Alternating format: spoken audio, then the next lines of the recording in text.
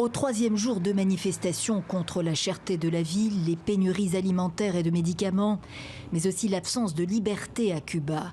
Calme précaire à La Havane, après de nouveaux heurts dans le quartier populaire de La Guinera, en périphérie de la capitale.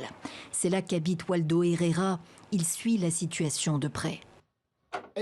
La police en a eu assez de lancer des projectiles et ils ont commencé à tirer à balles réelles. Il y a des blessés et un mort. L'agence de presse officielle et le ministère de l'Intérieur confirment le décès d'un manifestant de 36 ans. Il y a eu également une centaine d'arrestations.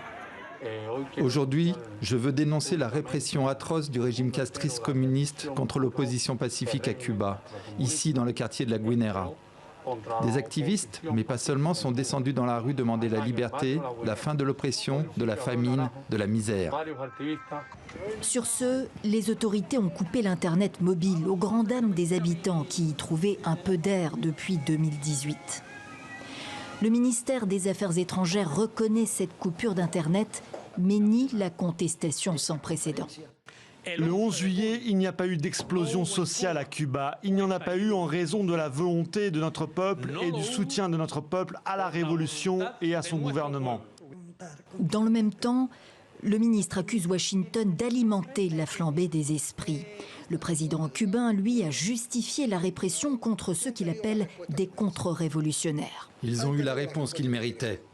Le département d'État américain dénonce pour sa part le choix de la violence et appelle les autorités cubaines à libérer les protestataires détenus.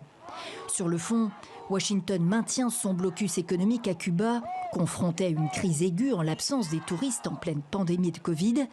À Washington, en Floride et dans toute l'Amérique latine, les exilés cubains saluent les manifestations les plus importantes dans l'île en 60 ans.